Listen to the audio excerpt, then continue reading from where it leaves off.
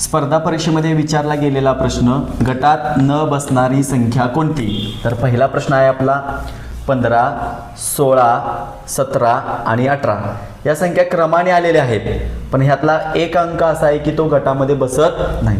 तर पहिल्या संख्या मालिकेमध्ये कोणती संख्या गटात बसत नाही? तर 15 बघा, या 15चे अवयव पडतात, हा 3 5 15. 16चे सुद्धा अवयव पडतात, 82 16. 18चे सुद्धा पडतात, 92 18. म्हणजे पण 17 या संख्येचे अवयव पडत नाहीत, कारण ती कोणती संख्या आहे? मूळ. आणि मूळ संख्येचा काय नियम असतो? त्या कुणाच्याही पाड्यामध्ये नसतात, त्यांचा स्वतंत्र एकच पाडा असतो, स्वतः एक आणि त्यांचा विभाजक एक, असेच फक्त मूळ संख्या असतात. म्हणून या गटातून कोणती संख्या बाहेर पडेल? 17.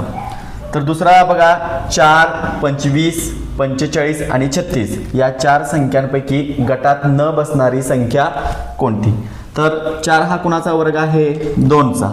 25 हा कुणाचा वर्ग आहे? 5चा. 36 हा कुणाचा वर्ग आहे? 6चा. पण 45 हा कुठल्याही संख्येचा वर्ग नाही. म्हणजे गटातून कोणती संख्या बाहेर पडेल? 45. हे काय असेल आपलं उत्तर.